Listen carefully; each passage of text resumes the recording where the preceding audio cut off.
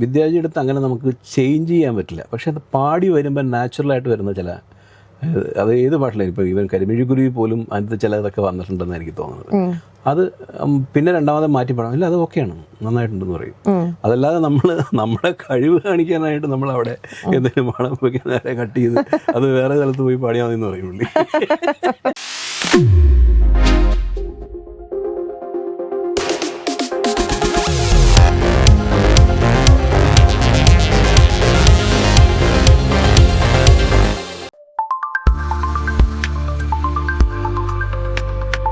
അപ്പം ഞാനിതുപോലെ തന്നെ എനിക്ക് അവിടെ ചെന്നിട്ട് എന്നെ ഓർമ്മയുണ്ടെന്ന് ചോദിക്കണേക്കാളും തമിഴൊന്നും ചോദിക്കാമെന്ന് ചോദിച്ചാൽ അടി അടിച്ചത്.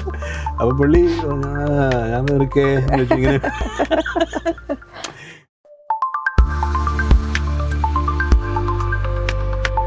നമ്മുടെ കഴിവ് കാണിക്കാനായിട്ട് നമ്മൾ അവിടെ എന്തെങ്കിലും പാടാൻ പോയി നേരെ കട്ട് ചെയ്ത് അത് വേറെ സ്ഥലത്ത് പോയി പാടിയാൽ മതി എന്ന് പറയുള്ളൂ.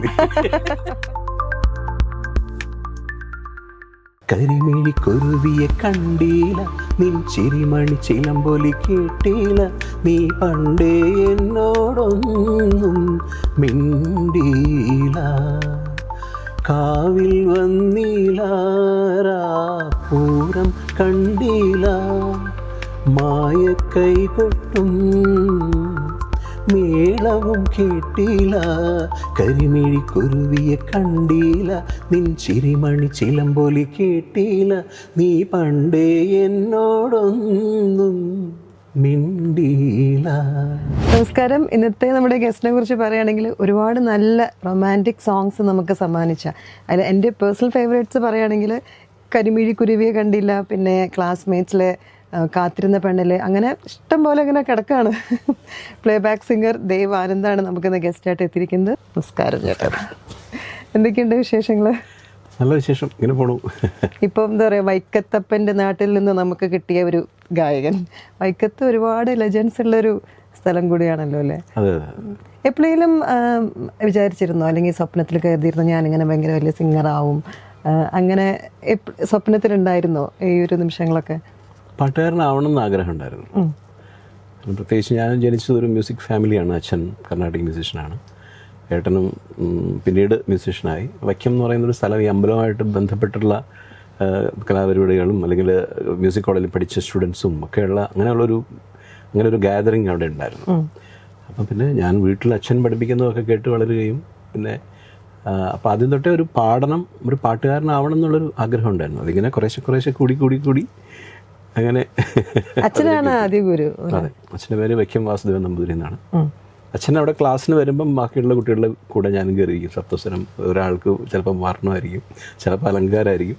അപ്പം അങ്ങനെ എന്നെ മാത്രമായിട്ട് അങ്ങനെ കണ്ടിന്യൂസ് ആയിട്ട് പഠിപ്പിച്ചൊരു അങ്ങനെ ഉണ്ടായിട്ടില്ല. ഇടയ്ക്ക് വല്ലപ്പോഴൊക്കെ കയറി ഇങ്ങനെ ഇരിക്കും. കോമ്പറ്റീഷൻ ആകുമ്പം അച്ഛൻ്റെ അടുത്ത് പോയി പഠിച്ച് അങ്ങനെ സ്കൂളിലും കേരള യൂണിവേഴ്സിറ്റി അങ്ങനെയൊക്കെ കോമ്പറ്റ് ചെയ്തിട്ടുണ്ട്. സാധാരണ വീട്ടിൽ അച്ഛൻ ഗുരു അല്ലെങ്കിൽ അച്ഛനമ്മ ഗുരുവാണ്, നമ്മൾ ഇരിക്കില്ല എന്ന് പറയും. അവര് വേറെ വീട്ടിൽ ആൾക്കാരുടെ അടുത്ത് കൊണ്ട് പഠിപ്പിച്ചു കൊടുക്കുന്നതാണ്. അല്ല, ഒന്നാമത്തെ കാര്യം അതൊരു സ്വാതന്ത്ര്യമാണ് അങ്ങോട്ടും ഇങ്ങോട്ടും അല്ലേ. അപ്പം മറ്റ് സ്റ്റുഡൻസ് വരുമ്പം അവർക്ക് കൂടുതൽ പ്രോമിനൻസ് കൊടുക്കും. നമ്മുടെ ഇടയ്ക്ക് സമയം കിട്ടുമ്പം നീ പഠിക്കുക വന്നിട്ട് വേറെ എന്തെങ്കിലും അങ്ങനെയുള്ളൊരു രീതി ഉണ്ടല്ലോ. പക്ഷെ എന്നാലും കോമ്പറ്റീഷൻ്റെ സമയമൊക്കെ ആകുമ്പോഴത്തേക്കും സെപ്പറേറ്റ് ഒക്കെ ഇരുന്ന് പറഞ്ഞുതരുമൊക്കെ, ധർമ്മം പറഞ്ഞുതരും, അങ്ങനെയൊക്കെ പതിവുണ്ട്. അച്ഛനിങ്ങനെ സ്ട്രിക്റ്റ് ആയിട്ടുള്ളൊരു ഗുരുവായിരുന്നു. അതെ. ഈ മ്യൂസിക്കിൻ്റെ കാര്യത്തിൽ വളരെ സ്ട്രിക്റ്റ് ആയിരുന്നു, എന്തായാലും സംശയമില്ല. മറ്റുള്ളവരോട് പറയുമ്പോഴും അതുപോലെ പഠിക്കുന്ന കാര്യങ്ങൾ പറയുമ്പോഴും കോമ്പറ്റീഷനിൽ പാർട്ടിസിപ്പേറ്റ് ചെയ്യുന്നതിന് സന്തോഷമേ ഉള്ളൂ അച്ഛന്. പക്ഷേ അതിൻ്റെ മത്സരത്തിനെ അതിൻ്റെ ഫലത്തെക്കുറിച്ച് അച്ഛനൊട്ടും ബോധേഡല്ലായിരുന്നു. അച്ഛൻ എപ്പോഴും പറയുമായിരുന്നത്. കാരണം ഇപ്പം അച്ഛൻ്റെ പരിചയമുള്ള ഒരുപാട് പേര് ജഡ്ജസും ഒക്കെ കാണുമായിരിക്കും, ആരാന്നൊന്നും നമുക്കറിയില്ലല്ലോ. പക്ഷെ അത് പിന്നീട് എപ്പോഴെങ്കിലും അറിയും, അത് വസന്തപുരൻ്റെ മോനാണ് പാടിയതെന്ന് അറിയുമ്പോഴത്തേക്കും നന്നായിട്ട് പാടി കേട്ടോ എന്ന് പറഞ്ഞ് കേൾക്കാൻ അച്ഛന് സന്തോഷമാണ്. അതിപ്പം വേറെ ആരെങ്കിലും അറിഞ്ഞ് പറഞ്ഞാലും മതി. അല്ലാതെ ഫസ്റ്റ് കിട്ടി അല്ലെങ്കിൽ സെക്കൻഡ് കിട്ടി തേർഡ് കിട്ടി അതൊന്നും അച്ഛനെക്കുറിച്ച് അച്ഛൻ ബോധേഡല്ലായിരുന്നു. പ്രൈസ് കിട്ടിയ സന്തോഷം ഇല്ല, അത്രയേ ഉള്ളൂ. അല്ലാണ്ട് അടുത്ത് അങ്ങനെ ഒരു വലിയൊരു ടെൻഷൻ അടിച്ച് ഫസ്റ്റ് കിട്ടിയില്ലെങ്കിൽ എന്ത് ചെയ്യും, അല്ലെങ്കിൽ സെക്കൻഡും കിട്ടിയില്ലെങ്കിൽ. എനിക്ക് കിട്ടിയിട്ടുണ്ട് എല്ലാ പ്രൈസും, ഫസ്റ്റും സെക്കൻഡും തേർഡും ഒക്കെ കിട്ടിയിട്ടുണ്ട് ഓരോ കോമ്പറ്റീഷൻസിന്. പക്ഷെ അത് എൻ്റെ വീട്ടിലെ ഒരു ആറ്റിറ്റ്യൂഡ് എങ്ങനെയായിരുന്നു, നന്നായിട്ട് പാടണം. കർണാടകയാണോ മെയിനായിട്ട് എടുത്തിരിക്കുന്നത്? ഇല്ല, കർണാടക അങ്ങനെ ഒരുപാട് പഠിച്ചിട്ടൊന്നുമില്ല. വളരെ കുറച്ച് കൃതികളും അത്രയൊക്കെ തന്നെ പഠിച്ചിട്ടുണ്ട്. എപ്പോഴെങ്കിലും ഹിന്ദുസ്ഥാനിലോട്ട് പോകാൻ ഇല്ല, അങ്ങനെ ഒരു സാഹചര്യം ഉണ്ടായില്ല. ഞാൻ കൂടുതലും കർണാടകത്തിൻ്റെ ആൾക്കാരുമായിട്ടുള്ളൊരു കണക്ഷനും ആയതുകൊണ്ട് പിന്നീട് മദ്രാസിലൊക്കെ ചെന്നപ്പോഴാണ് പലരും ഇങ്ങനെ സജസ്റ്റ് ചെയ്തത്. ദേവരാജ് മാസ്റ്റർ എൻ്റെ അടുത്ത് പറഞ്ഞു ഹിന്ദുസ്ഥാനി അല്ലെങ്കിൽ ഗസൽസ് പഠിക്കണം അങ്ങനെയൊക്കെ പറയുമായിരുന്നു. പക്ഷേ അല്ലാത്ത സമയത്ത് ക്ലാസിക്കൽ മ്യൂസിക് പഠിക്കണം എന്നുള്ളതല്ലാതെ അത് കർണാടക സംഗീതം തന്നെയാണ് കൂടുതലും അന്നത്തെ കാലത്ത് സജസ്റ്റ് ചെയ്തിരുന്നത്. കൂടുതലും നമ്മുടെ പാട്ടുകളും കുറച്ച് അങ്ങനത്തെ പാട്ടുകളായിരുന്നു. ഒരു ഗസൽ മൂഡിലുള്ള ഒരു ഹിന്ദുസ്ഥാനി ടച്ചുള്ള പാട്ടുകൾ വളരെ അപൂർവങ്ങളായിട്ട് വരാറുണ്ട്. പക്ഷേ സെമി ക്ലാസിക്കൽ മോസ്റ്റ്ലി നമുക്ക് പാടേണ്ടി വരാറുണ്ട് പലപ്പോഴും, നമ്മളിപ്പം റെക്കോർഡിങ്ങിനാണെങ്കിലും ഒക്കെ. അപ്പോൾ അതുകൊണ്ട് കർണാടക സംഗീതം പഠിക്കണം എന്നുള്ളതാണ് അന്ന് ഉണ്ടായിരുന്നത്. എല്ലാവരുടെയും മികവ് അന്നത്തെ സമയത്ത് എല്ലാവരും പക്ഷെ ഇന്നിപ്പോ അതല്ല, ഇന്നിപ്പോ കുട്ടികളെല്ലാം പഠിക്കുന്നുണ്ട്. വെസ്റ്റേൺ പഠിക്കുന്നുണ്ട്, ഹിന്ദുസ്ഥാനി പഠിക്കുന്നുണ്ട്, ഫോക്ക് സോങ്സിന്റെ വേറൊരു സെഷൻ, വോയിസിന്റെ മാത്രമായിട്ട്, അങ്ങനെ എന്തെല്ലാം സാഹചര്യങ്ങളുണ്ട് ഇന്നിപ്പം അല്ലേ? അതെ. പക്ഷെ പഠിക്കാൻ ഏറ്റവും എളുപ്പം പഴയ പാട്ടുകളും അല്ലെ, ഡീറ്റെയിൽസ് കൂടുതൽ പഠിക്കാൻ ഇപ്പൊ കുട്ടികൾ എടുക്കണതും പഴയ പാട്ടുകളും ദേവരാജ മാസ്റ്ററിന്റെ പാട്ടുകളൊക്കെയാണ്. അല്ല, അത് പല കാര്യങ്ങളുണ്ട്. ഇപ്പോൾ ഒന്ന്, നമ്മൾ എത്ര പ്രാവശ്യം ആ പാട്ട് കേട്ടിട്ടുണ്ടാവും അല്ലേ? ഇപ്പോൾ കേരളം എന്നൊരു സോങ് എടുത്തു കഴിഞ്ഞാൽ നമ്മൾ കുട്ടിക്കാലം മുതലേ കേട്ട് വരുന്നൊരു സോങ്ങാണ് അല്ലേ? ഒരു പുതിയ പാട്ട് എന്ന് പറയുമ്പോൾ നമ്മളത് പഠിച്ച് നമ്മുടെ ഉള്ളിലേക്ക് ആവാൻ ഒത്തിരി സമയമെടുക്കും. ഇപ്പോൾ ഒരു ഗാനമേളയ്ക്ക് പാടുന്നൊരു സോങ്ങാണ് ഈ പുതിയൊരു സോങ് എടുക്കുന്നത്. ഒരു 3-4 സ്റ്റേജ് കഴിയുമ്പോഴേ നമ്മുടെ കയ്യിലേക്ക് ആ പാട്ടൊന്നും ആവുള്ളൂ. നല്ല പാട്ടുകൾ ഇപ്പം സിമ്പിളായിട്ട് പാടി പോകാവുന്നത് ചിലപ്പോൾ അത്രയും പ്രശ്നം വരില്ല. പക്ഷേ അപ്പോൾ അത് വെച്ച് നോക്കുമ്പം ഈ പാട്ടുകളൊക്കെ തന്നെ ഇപ്പോൾ കേരളമായാലും ഹൃദയ സരസിലയാണെങ്കിലും അല്ലെങ്കിൽ സന്യാസിനിയാണെങ്കിലും അല്ലെങ്കിൽ അങ്ങനെയുള്ള ഇഷ്ടംപോലെ പാട്ടുകൾ, പഴയ പാട്ടുകളെന്ന് ഉദ്ദേശിച്ചപ്പോൾ ഞാൻ പറഞ്ഞു എന്നുള്ളതേ ഉള്ളൂ. അപ്പോൾ അതൊക്കെ തന്നെ നമ്മൾ എത്രയോ പ്രാവശ്യം റേഡിയോയിലൂടെയും അല്ലേ ഗാനമേളയിലൂടെയും കേട്ട് ഇങ്ങനെ നമ്മളറിയാതെ നമ്മുടെ ബ്രെയിനിൽ ആ പാട്ട് സ്റ്റോറാവും. അപ്പം നമ്മളത് പഠിക്കുമ്പം ഓൾമോസ്റ്റ് ഇതാണ് പ്ലാൻ, ഇങ്ങനെയാണ്, അത് രണ്ടാമത് പാടുമ്പോൾ ഇങ്ങനെയാണ്. പിന്നെ വേറൊരു കാര്യമുണ്ട്, നമ്മൾ ഈ പഠിക്കുന്ന എന്നുള്ളൊരു പ്രോസസ്സ് ഉണ്ടല്ലോ. നമ്മളൊരു 10 വർഷം കഴിഞ്ഞ് നമ്മൾ ആ ഒരു പാട്ടെടുത്ത് നോക്കുമ്പോൾ അതിൻ്റെ ഇങ്ങനെ ഒരു സംഗതി ഉണ്ടായിരുന്നു അല്ലേ എന്ന് തോന്നും. അത് നമ്മുടെ ജ്ഞാനം നമ്മൾ കുറേശ്ശെ ഇമ്പ്രൂവ് വരുമ്പോൾ അന്ന് പഠിക്കുമ്പോൾ ചിലപ്പോൾ നമ്മളത് നോട്ട് ചെയ്തിട്ടുണ്ടാവില്ല. പഴയ പാട്ടുകളുടെ കാര്യം പറയാം, അവരൊക്കെ മഹാരഥന്മാരായിട്ടുള്ള കമ്പോസേഴ്സ് അല്ലേ. അല്ല, ഇന്നത്തെ കുട്ടികളാണെങ്കിലും അതെ, പഴയ പാട്ടുകളാണ് അധികം ചൂസ് ചെയ്യുന്നത്. അത് കേൾക്കുമ്പോൾ നമുക്ക് ഭയങ്കര സന്തോഷമാണ്. കാരണം ഇന്നത്തെ ജനറേഷൻ കുട്ടികൾ അധികം കേൾക്കുന്നത് ഹിന്ദി അല്ലെങ്കിൽ ഇത് പറഞ്ഞ പോലെ വെസ്റ്റേൺ സോങ്സ് ഒക്കെ ആയിരിക്കും. പക്ഷെ അവരിപ്പോഴും ചൂസ് ചെയ്യണത് പഴയ പാട്ടുകളാണ്. അത് വലിയൊരു സന്തോഷമുള്ള കാര്യം തന്നെയാണ്. അല്ല, അവരെല്ലാം പാടും, പുതിയ പാട്ടുകളും പാടുന്നുണ്ട്. പുതിയതെന്ന് പറയുമ്പോൾ ഈ പറഞ്ഞോട്ട് പഴയ സിറ്റുവേഷൻസ് ഇല്ല അല്ലേ? അമാവാസി നാളിൽ ഞാനൊരു ചെയ്യണമെങ്കിൽ ഭയങ്കര ബുദ്ധിമുട്ടാണെന്നുള്ളത് ആണ്. അതെ. പിന്നെ എനിക്ക് തോന്നുന്നത് കുറേ നാൾ കഴിഞ്ഞിട്ടാണ് അനുരാഗ വിലോചനായി എന്ന് പറഞ്ഞിട്ട്, അതൊരു പഴയ ഒരു സിനിമ ആയതുകൊണ്ടാണ് വയലാർ ശരത്തേട്ടൻ എഴുതിയത് അല്ലേ? അങ്ങനത്തെ ഒരു, ബാക്കിയല്ലാത്ത പാട്ടുകളൊക്കെ ഒരു പ്രത്യേക ഒരു സിനിമയ്ക്ക് അനുസരിച്ചുള്ള ആ സിറ്റുവേഷൻ അനുസരിച്ചുള്ള പാട്ടുകൾ വരുന്നു. അതവർക്ക് ഈസി ആയിട്ട് പാടാവുന്ന പാട്ടുകളായിരിക്കാം പലപ്പോഴും. അല്ലെങ്കിൽ ചിലപ്പം ടെക്നിക്കലി ചിലപ്പോൾ എന്തെങ്കിലും കുറച്ച് ടഫായിട്ടുള്ള പോർഷൻസ് ഉണ്ടാവാം അതിൻ്റെ അകത്ത് പല കമ്പോസേഴ്സും.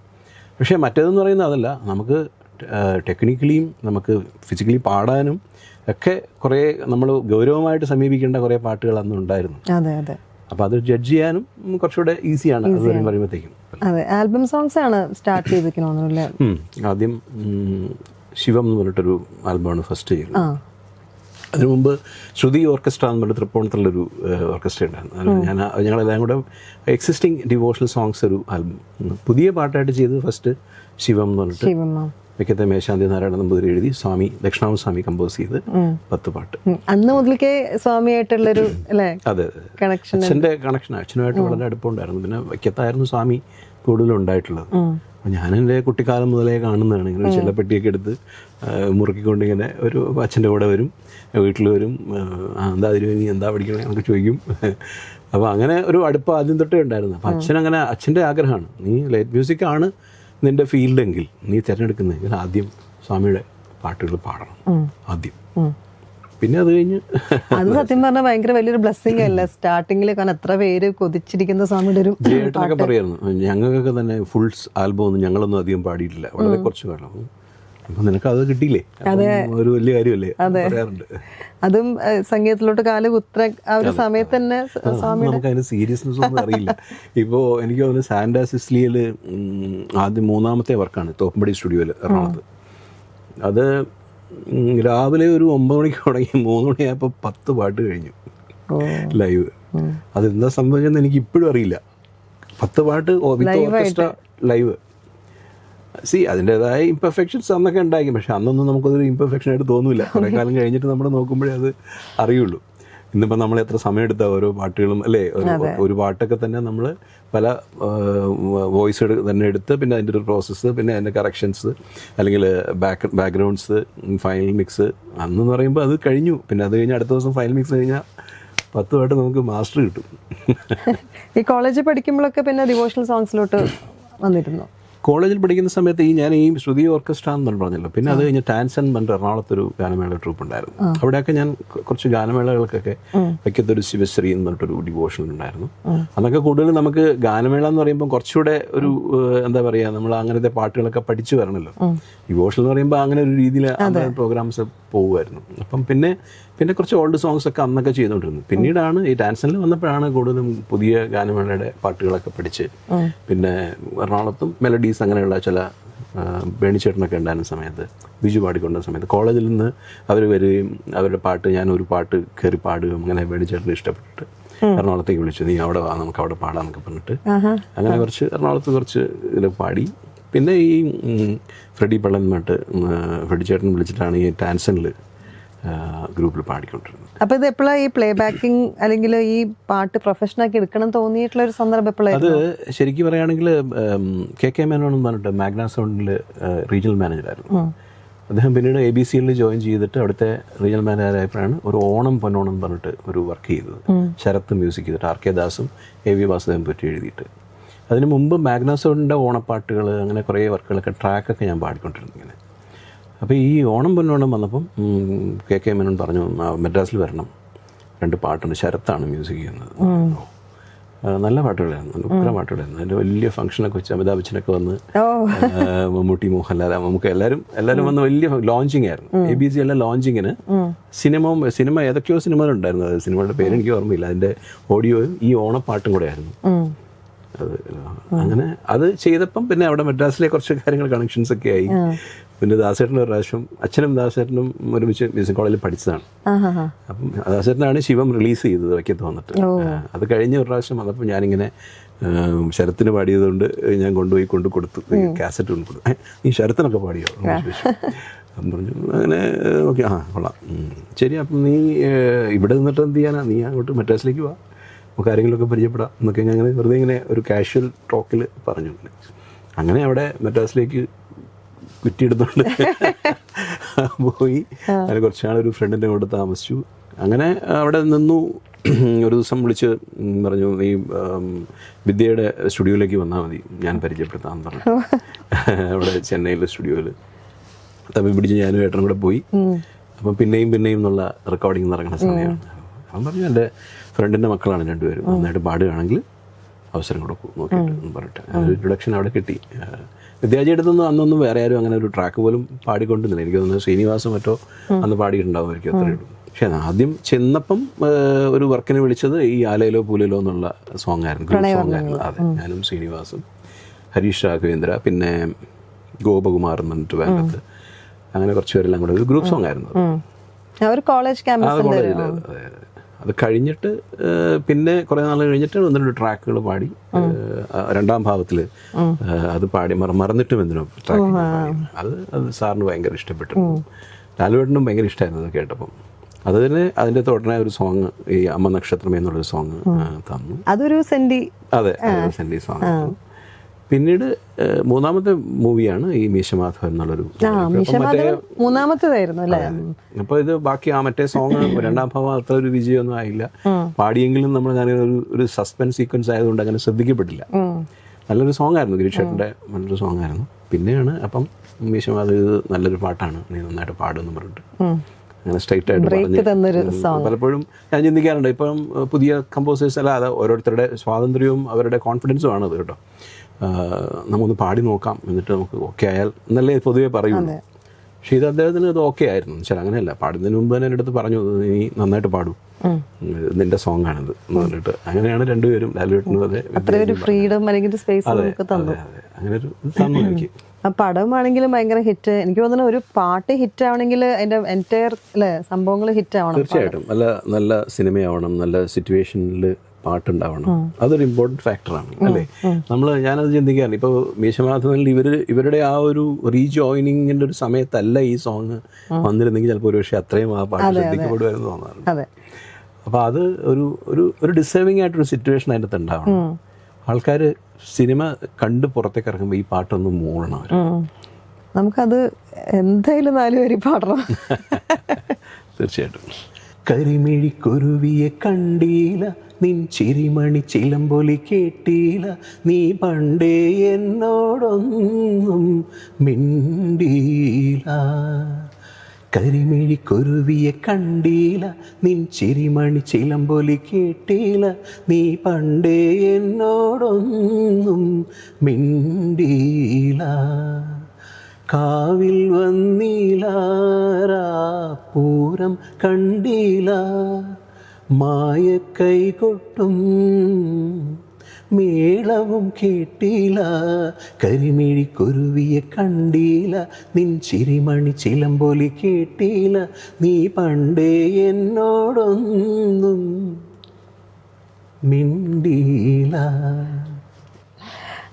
പാട്ട് കേൾക്കുമ്പോൾ നമ്മുടെ മനസ്സിൽ ആദ്യം വിഷ്വൽസ് ആണ് ഇങ്ങനെ പോയിക്കൊണ്ടിരിക്കുന്നത്. എത്ര ഒരു മലയാളി മറക്കാത്തൊരു പാട്ടും സിനിമയാണ്. പ്രിയൻ സാറ് എൻ്റെ ഒരു പേഴ്സണൽ കളക്ഷനിൽ നമ്മുടെ ആക്ടർ ശ്രീകാന്ത് ദുർരാജ് എൻ്റെ അടുത്ത് പറഞ്ഞത്, അന്ന് പുള്ളി പ്രിയൻ സാറിൻ്റെ അസിസ്റ്റൻ്റ് ആയിരുന്നു.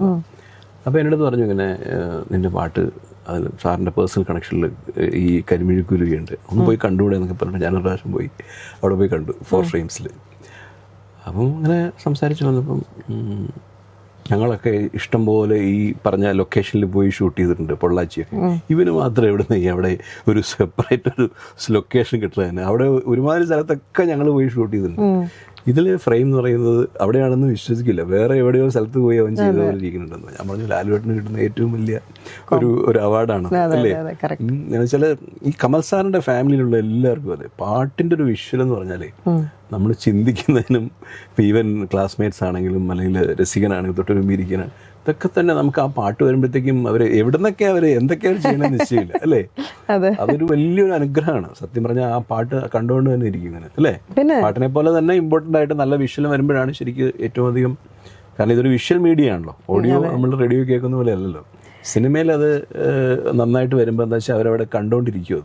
അത് മാത്രമല്ല അന്നത്തെ സമയത്ത് എനിക്ക് തോന്നുന്നു ഈ വോയിസ് ഭയങ്കര ആപ്റ്റായിട്ട് ദിലീപിന് അല്ലേ സിംഗായി പോണ വോയിസ് കൂടിയാണ്. തീർച്ചയായിട്ടും വിദ്യാജിയുടെ ഒരു മാജിക് എന്ന് തന്നെ പറയണം. കാരണം നമ്മൾ പാടുക എന്നുള്ളതല്ലാണ്ട് ഇതിൻ്റെ ഒരു വേറൊരു തലത്തേക്കൊന്നും നമുക്ക് ചിന്തിക്കാനുള്ള ഒരു ഓപ്ഷൻ ഇല്ല അന്ന്, അങ്ങനെ ഒരു ഇതില്ല. അപ്പം അദ്ദേഹത്തിന് അറിയാതെ എങ്ങനെ വേണം എന്നുള്ളത്. അതിപ്പോഴും അതെ, ചിലപ്പോൾ ഒരു പാട്ടിന് ആപ്റ്റായിരിക്കും. ഇപ്പം അനുരാഗ വിലോചന എന്നൊരു പാട്ട് ഞാൻ വിദ്യാജിയോട് ആകെ കൂടെ ഒറ്റ പാട്ട് ആ പാട്ട് എനിക്ക് കിട്ടിയിരുന്നെങ്കിൽ എന്ന് പറഞ്ഞിട്ടുള്ളൂ. കാരണം വെച്ചാൽ ഓൾറെഡി ഞാൻ കുറേ പാട്ടുകൾ പാടിയിരുന്ന സമയമാണ്. ഞാൻ പറഞ്ഞു അതെനിക്ക് പാടണമെന്ന് ആഗ്രഹം ഉണ്ടായിരുന്ന സോങ് അത് ഞാൻ പറഞ്ഞിട്ടുണ്ട്. അപ്പം പറഞ്ഞിട്ട് അതല്ല, എന്താണെന്ന് വെച്ചാൽ ഒരു കോമ്പറ്റീഷൻ പോയപ്പം ഒരു റാഫി സാബ് മലയാളം പാടുന്ന ഒരാൾ പാടുന്നു. അങ്ങനെ ചില പാട്ടുകൾ അയാൾ മലയാളിയാണ്, അതെ ശ്രീകുമാർ മലയാളിയാണ്. അപ്പം ഒരു രസമായിട്ട് തോന്നി. അപ്പം ഞാൻ വിചാരിച്ചു ഒന്ന് ട്രൈ ചെയ്യാമെന്ന് വിചാരിച്ചിരുന്നപ്പോഴാണ് ഇങ്ങനെ ഒരു പടം വന്നത്. അത് കാരണം ഞാൻ അവനെ കൊണ്ട് പഠിച്ചതാണ് എന്ന് പറഞ്ഞില്ല. ഇപ്പം നമുക്കിപ്പോൾ സ്വാതന്ത്ര്യമുള്ള സമയത്ത് ചോദിക്കണമെന്ന് കുഴപ്പമില്ല, ഒരു ആഗ്രഹം ഞാൻ പറഞ്ഞു എന്നുള്ളതേ ഉള്ളൂ. അത് പാട്ട് അത്രയും ബ്യൂട്ടിഫുൾ ആയിട്ടൊരു പാട്ടല്ലേ. അങ്ങനെ വന്നപ്പം പറഞ്ഞു അത്. അപ്പോൾ എന്തുകൊണ്ടാണെന്ന് വെച്ചാൽ അത് അദ്ദേഹം ഒരിക്കലും ഒരു എസ്റ്റാബ്ലിഷ് ആയിട്ടുള്ള സിംഗർ ആയിരുന്നില്ല അല്ലേ. അത് അദ്ദേഹത്തിൻ്റെ കോൺഫിഡൻസ് ആണ്. ഇത് പാടിയാൽ നന്നായിരിക്കും എന്നുള്ളൊരു, പ്രത്യേകിച്ച് MT സാറിൻ്റെ സ്ക്രിപ്റ്റിലൊരു പാട്ടെന്നൊക്കെ പറഞ്ഞാൽ നമുക്ക് ചിന്തിക്കുന്നതിനൊക്കെ അപ്പുറം. അപ്പോൾ അത് ആ ഒരു സിംഗറിന്, ശ്രീകുമാർ എന്നൊരു സിംഗറിന് അങ്ങനെ ഒരു യോഗം ഉണ്ടായി. അത് വിദ്യാജി മുഖേനയാണ് ഉണ്ടായത് തീർച്ചയായിട്ടും. അത് കഴിഞ്ഞിട്ടുള്ള അടുത്ത പടം ഏതായിരുന്നു? ഇത് കഴിഞ്ഞിട്ട് പിന്നെ ചെയ്ത പടങ്ങൾ ഈ പാണ്ടിപ്പട ചെയ്തിരുന്നു, അറിയാതെ ഇഷ്ടമായി എന്നുള്ള ജോത്സനയുടെ കൂടെ, തൊട്ടൊരുമിയിരിക്കാൻ കൊതിയായി. പിന്നെ കുറച്ച് ചില അധികം ശ്രദ്ധിക്കപ്പെടാതെ പോയ സിനിമകളുണ്ട്. മേൽവിലാസം ശരിയാണെന്നൊക്കെ പറഞ്ഞിട്ട് വിനീത് മറ്റേ ഡാൻസ് ഒക്കെ ചെയ്യുന്ന വിനീതിൻ്റെ ശ്രീറാം മ്യൂസിക് ചെയ്തിട്ട്, പാലക്കാട് ശ്രീറാം മ്യൂസിക് ചെയ്തിട്ടൊരു അതുണ്ടായിരുന്നു. പിന്നെ CAD മൂസ എന്നുണ്ടെങ്കിൽ ട്രാക്ക് മാറിയ പോലെ കുറച്ചൊരു കോമഡി ട്രെൻഡുള്ള. അല്ല അതെനിക്ക് ഞാൻ പലപ്പോഴും പറയാറുണ്ട്, അത് ശങ്കർജി പാടേണ്ട ഒരു പാട്ടായിരുന്നു അത് ശരിക്കും. അപ്പം എൻ്റെ വോയിസ് ഞാൻ അത് ട്രാക്ക് പാടിയപ്പോൾ അത് ഇഷ്ടമായിട്ട് അങ്ങനെ അങ്ങോട്ട് ഓക്കെ സോങ് ആണത്. അത് ഭയങ്കര ചാലഞ്ചിങ് ആയിരുന്നു സമയത്തല്ലേ. കാരണം എനിക്കിത് പാടും ഈ വിദ്യാജിയുടെ ഒരു ഗുണം അതാണ്, നമ്മൾ പാടുമ്പോൾ ഇത്രയും വലിയൊരു സാധനമാണോ പാടുന്നതെന്നൊന്നും നമുക്കത് തോന്നൂല. ആ ഒരു പ്ലാനൊക്കെ കുറച്ച് ടഫായിട്ടുള്ള റെക്കോർഡിംഗ് നമുക്ക് റീടേക്സ് ഒക്കെ എടുക്കാമല്ലോ, അതൊന്നും പ്രശ്നമില്ല. പക്ഷേ ഔട്ട്പുട്ടാണ് അതിന് പ്രാധാന്യം. നമുക്ക് ഏറ്റവും പെർഫെക്റ്റ് ആയിട്ട് വരിക എന്നുള്ളതാണ്. വിദ്യാജിയെ സംബന്ധിച്ചും അത് എങ്ങനെ പാടുന്നു എന്നുള്ള വിഷയമല്ല, നമുക്ക് ഫൈനൽ കേൾക്കുമ്പോൾ കറക്റ്റ് ആയിരിക്കണം അതാണ്. അപ്പം അത് പിന്നെ അനുപല്ലവി ശരണമൊന്നും അത്രയും ബുദ്ധിമുട്ടില്ല. പല്ലവി മാത്രമേ അതിൻ്റെ അകത്ത് ഒരു ഇത്തിരി, ബാക്കിയൊക്കെ ഒരു സെമി ക്ലാസിക്കൽ ഒരു കല്യാണി മൂഡ് ആണ് അതിനകത്ത് വരുന്നത് കൂടുതലും. അല്ല, അതിന്റെ വിഷ്വൽസ് ആണെങ്കിലും നമ്മളെ പാട്ട് തീരണ വരെ നമുക്ക് ഫുള്ള് ഭയങ്കര കോമഡി ആയിട്ടുള്ളൊരു ഞാൻ പറയാറുണ്ട്, അത് എൻ്റെ പാട്ട് കേൾക്കാതെ എല്ലാവരും അരിശേഷകനായിട്ടും അതുപോലെ കൊച്ചിനെ കണ്ടുകൊണ്ടിരിക്കുന്നത് പറയാറുണ്ട് സാധാരണ. അല്ല, അത്രയും ഒരു വളരെ ബ്യൂട്ടിഫുൾ ആയിട്ട് വന്നിട്ടുണ്ട് സിറ്റുവേഷൻസും ഒക്കെ.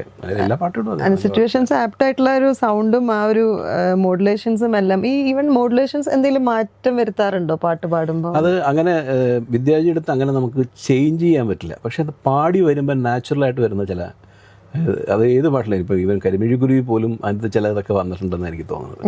അത് പിന്നെ രണ്ടാമത് മാറ്റി പാടാം, ഇല്ല അത് ഓക്കെയാണ്, നന്നായിട്ടുണ്ടെന്ന് പറയും. അതല്ലാതെ നമ്മുടെ കഴിവ് കാണിക്കാനായിട്ട് നമ്മളവിടെ എന്തെങ്കിലും പാടാൻ പോയി നേരെ കട്ട് ചെയ്ത് അത് വേറെ സ്ഥലത്ത് പോയി പാടിയാൽ മതി എന്ന് പറയും പുള്ളി.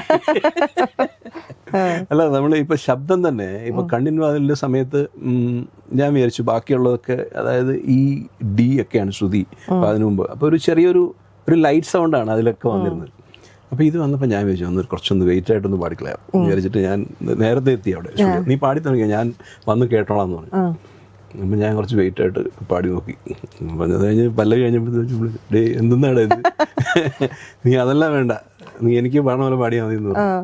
അപ്പം അങ്ങനെ സോഫ്റ്റായിട്ട് പാടി. കണ്ണിൽ വാതിൽ ചേരാതെ പറഞ്ഞാൽ ഭയങ്കര ഒരു താരാട്ട് പാട്ട്. കാരണം ഇതൊരു അമ്മയും മക്കളും അല്ലേ റിലേറ്റ് ചെയ്യാൻ പറ്റുന്ന താരാട്ട്. ഞങ്ങൾ ഇത് വെച്ച് കൊടുത്താൽ കുട്ടികൾ ഉറങ്ങുന്നൊക്കെ പറയാറുണ്ട്. ആണല്ലേ? അങ്ങനെ എന്തെങ്കിലും മെമ്മറബിൾ ആയിട്ടുള്ള ഫാൻ മൊമെന്റ് ഉണ്ടായിട്ടുണ്ടായിരുന്നു? അപ്പം ഇല്ല, എനിക്ക് ഫേസ്ബുക്കിലൊക്കെ ഇങ്ങനെ മെസ്സേജ് വരാറുണ്ട്. US എന്നൊക്കെ മലയാളീസ് ആയിട്ടുള്ള ആൾക്കാരൊക്കെ പറയും ഇങ്ങനെ പാട്ടിൻ്റെ കാര്യം എന്തെങ്കിലുമൊക്കെ നമ്മൾ സംസാരിക്കുക അല്ലെങ്കിൽ ഈ പാട്ടിൻ്റെ പറയുമ്പോൾ എനിക്ക് പേഴ്സണൽ മെസ്സേജ് ആണ്. എൻ്റെ കുട്ടി ഇതുപോലെ തന്നെ ഉറങ്ങാനായിട്ട് രാത്രി കിടക്കുമ്പോൾ ഞങ്ങൾ ഇത് വെച്ച് കൊടുക്കാറുണ്ട്, ഈ പാട്ട് വെച്ച് സുഖമായിട്ട് ഉറങ്ങിക്കോളും എന്ന് പറയാറുണ്ട്. മീശമാധവൻ തന്നെ എനിക്ക് എൻ്റെ ഒരു ഫ്രണ്ട് രാജേഷ് എന്ന് പറഞ്ഞിട്ട് വീട്ടിലുണ്ട്. രാജേഷ് പറയാറുണ്ട് അയാൾ കുറെ കാലങ്ങളോടെ അയാളുടെ മകൻ ഈ സിനിമയാണ് കാണാറുള്ളതെന്ന് പറഞ്ഞ്. ശനി ഞായറും വന്നു കഴിഞ്ഞാൽ പുള്ളിക്ക് ഈ സിനിമ കാണണം എങ്ങനെയാലും. ഇപ്പം എനിക്ക് ആ പയ്യനൊക്കെ വലിയതായിട്ടുണ്ടാവും. അത്രയും ഇഷ്ടമായിരുന്നു ആ സിനിമയോടുള്ള ഒരു ഇതും പാട്ടുകളും ഒക്കെ വലിയ ഇഷ്ടമായിരുന്നു. നമ്മൾ ഈ ഒരു ഹിറ്റായ ഒരു മൂവിയിൽ ഒരു ചെറിയ പാട്ട് വന്നാലും അത് ശ്രദ്ധിക്കപ്പെടും. എത്ര ഹിറ്റായാലും എത്ര ഗംഭീരം പാട്ടായാലും ആ സിനിമ ശ്രദ്ധിക്കപ്പെട്ടില്ലെങ്കിൽ ഇന്നത്തെ കാലത്ത് ഒട്ടുമില്ല. പണ്ടൊക്കെ പിന്നെയും ചിലതൊക്കെ വരാറുണ്ട്. ചില പാട്ടുകൾ ശ്രദ്ധിക്കപ്പെടാതെ പോകുന്നു. ഇപ്പം ആനച്ചന്തം ജെയ്സൺ എഴുതിയ ഒരു PC അരവിന്ദൻ എഴുതി ജെയ്സൺ മ്യൂസിക് ചെയ്ത, ജെയ്സൺ ജയറാം മ്യൂസിക് ചെയ്ത് വേനൽ വെനികയിൽ എന്നൊരു പാട്ടുണ്ടായിരുന്നു ജയറാമേട്ടൻ്റെ. അതിനകത്തൊരു നല്ലൊരു പാത്തോ സോങ് ആണത്. പക്ഷേ സിനിമയിൽ ഉണ്ടായിരുന്നില്ല എന്നുണ്ട്, ഷൂട്ട് ചെയ്തിരുന്നത്. പക്ഷെ ഉക്രം പാട്ടായിരുന്നു, നല്ലൊരു പാട്ടായിരുന്നു. അതിൽ മറ്റേ വേണുവേട്ടൻ്റെ പാട്ടാണ് അത് ശ്രദ്ധിക്കപ്പെട്ടത് ഉണ്ടായിരുന്നത്. അങ്ങനെ ചില പാട്ടുകൾ നല്ല ഈ സിനിമകൾ വളരെയധികം ശ്രദ്ധിക്കപ്പെടാതെ പോകുമ്പം ഇപ്പം രവീന്ദ്രൻ മാസ്റ്ററുടെ മിഴികളിൽ നിന്നുകൊണ്ട് ഞാനും ഗായത്രിയുടെ ഒരു സോങ് പാടിയിട്ടുണ്ടായിരുന്നു. അത് രവീന്ദ്രൻ മാസ്റ്ററുടെ ഒരു സോങ് ആയിരുന്നു. ചിത്ര ചേച്ചിയോടെയാണ് ആദ്യത്തെ ഡ്യുവറ്റ് സോങ് അതാണ് കേട്ടോ. അത് ഞാൻ ആദ്യം പറഞ്ഞപ്പോൾ ഞാൻ പറഞ്ഞെന്ന് വിചാരിച്ചു. ഈ ഒരു മറുവത്തൂർ കനവ് എന്നൊരു മൂവിയുടെ ഫില്ലറായിട്ട് 2 സോങ് വന്നിരുന്നു. അത് ഒരെണ്ണം ചേച്ചിയുടെ ഒരു സോളോയും ഞങ്ങളുടെ ഒരു ഡ്യുവറ്റുമായിട്ട് അത് ചെയ്തിരുന്നു. അതാണ് ശരിക്കും മീശമാധവന് മുമ്പ് പാടിയത്. തിങ്കൾക്കുറി തൊട്ടും നറുതുമ്പക്കുടമിട്ടും ഗിരീഷേട്ടൻ എഴുതി രവീന്ദ്ര മാസ്റ്റർ കമ്പോസ് ചെയ്ത് എൻ്റെ ഫസ്റ്റ് ഡ്യുവറ്റ് ശരിക്കും അതാണ്. പക്ഷെ സിനിമയിൽ ഉണ്ടായിരുന്നില്ല, കാരണം ഇത് ഫില്ലറായിട്ട് വന്ന. അന്ന് നമുക്ക് ഫില്ലർ എന്ന് പറഞ്ഞാൽ തന്നെ നമുക്ക് എന്താ പറയുക, ഒന്നും പറയാൻ ലോട്ടറിയാണ് ഒരു ശബ്ദം. പ്രത്യേകിച്ച് എനിക്ക് തോന്നുന്നത് ഈ റഹ്മാൻ സാറിൻ്റെ അവിടെയാണ് നമ്മൾ ഈ ഹാർമണീസിൻ്റെ അതിൻ്റെ പേരുകൾ ആദ്യം എഴുതിയത്. അത് കണ്ടപ്പോൾ മണി ശർമ്മ അല്ലെങ്കിൽ രാജ് കോട്ടി അല്ലെങ്കിൽ ബാക്കിയുള്ള അന്നത്തെ മ്യൂസിക് ഡയറക്ടേഴ്സ് ഒക്കെ കാസറ്റിൻ്റെ സൈഡിൽ ഇങ്ങനെ എഴുതും. റഹ്മാൻ സാറിനോട് ഫെജി അല്ലെങ്കിൽ ഡോക്ടർ എന്നെയാളെന്നൊക്കെ പറഞ്ഞു. അപ്പം അതിൻ്റെ കൂട്ടത്തിലൊക്കെ എൻ്റെ പേരൊക്കെ വരുമ്പോൾ കാണുമ്പോഴേ ഞാനും രഞ്ജിത്തും കൂടെയാണ് അവിടെ റഹ്മാൻ സാറിൻ്റെ അവിടുത്തെ വർക്ക് ചെയ്യുന്നത്, ഹാർമണീസ്. അതുപോലെ സിംഫണിയിലും ലാലേട്ടൻ്റെ ഒരു സിംഫണി മൂവിയിൽ ഐവിശേഷ് സാറിൻ്റെ മൂവിയിൽ ഞാനൊരു പാട്ട് സുഖമോമായ സാന്ത്വനം എന്ന് പറഞ്ഞാൽ ഞാനും സുജാ ചേച്ചി പാട്ട്.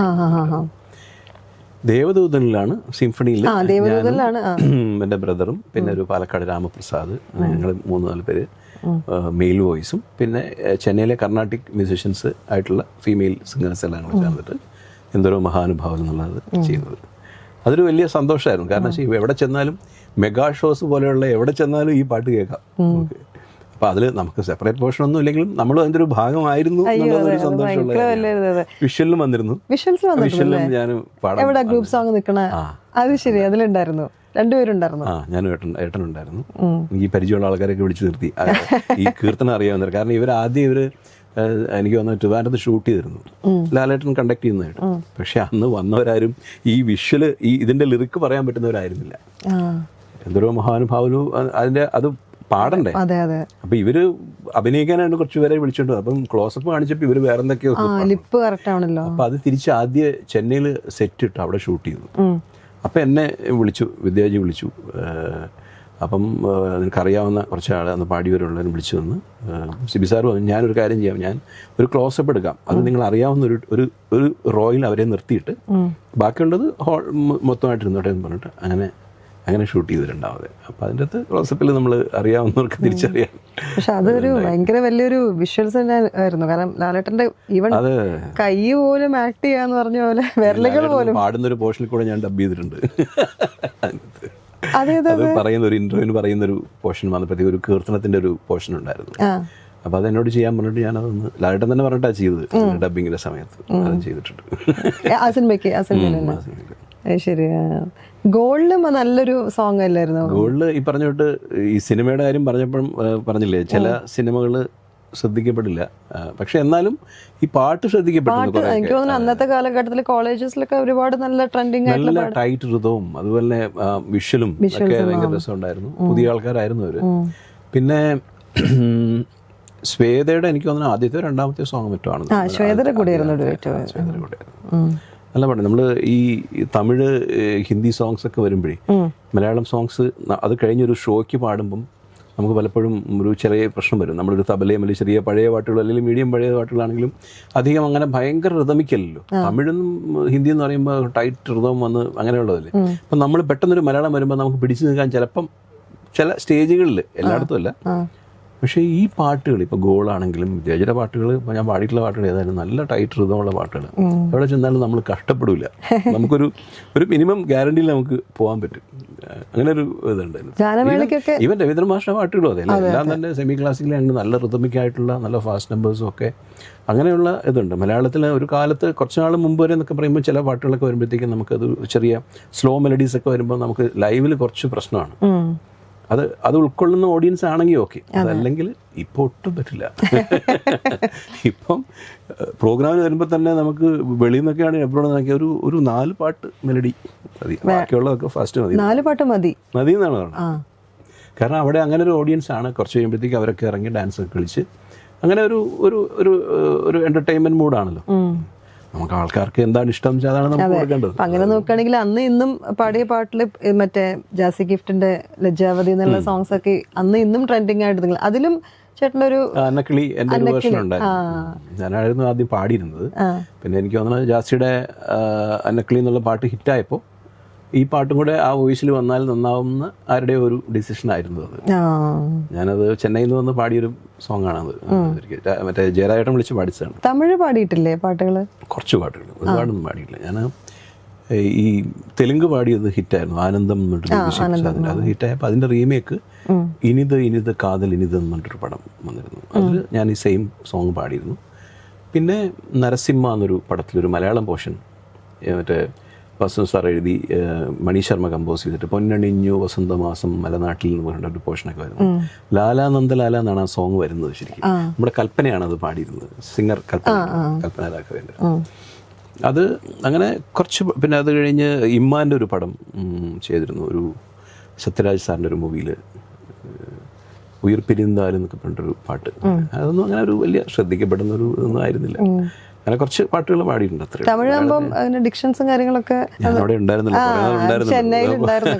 എന്നോട് ഞാനവിടെ തമിഴ് സംസാരിക്കുമ്പോൾ നിങ്ങളെങ്ങനെ ഇങ്ങനെ തമിഴ് സംസാരിക്കാൻ പറഞ്ഞത് ചോദിക്കാറുണ്ട്. അപ്പം ഞാൻ പറഞ്ഞു നമ്മൾ പരമാവധി ഒരു ലാംഗ്വേജ് നമ്മൾ പഠിക്കാൻ നോക്കുമ്പോൾ അത് പെർഫെക്റ്റ് ആയിട്ട് പറയാനല്ലേ നോക്കുള്ളൂ. ആദ്യമൊക്കെ നമ്മൾ ഈ മലയാളം ചേർത്തേ പറയുള്ളൂ. അപ്പോൾ അവരിങ്ങോട്ട് ഇപ്പോൾ വിദ്യാജി ആദ്യം പരിചയപ്പെട്ട് എനിക്കിപ്പോഴും ഓർമ്മയുണ്ട്. ഈ ஞாபகம் இருக்கா എന്ന് ചോദിക്കുമല്ലോ നമ്മൾ. ഇപ്പോൾ ഒരു റെസ്പെക്റ്റായിട്ട് ചോദിക്കുമ്പോൾ നമ്മൾ ஞாபகம் இருக்காരാ അല്ലെങ്കിൽ അങ്ങനെ എന്തെങ്കിലുമൊക്കെ എന്തെങ്കിലും ആഡ് ചെയ്യണമെന്ന് എനിക്ക് തോന്നുന്നു.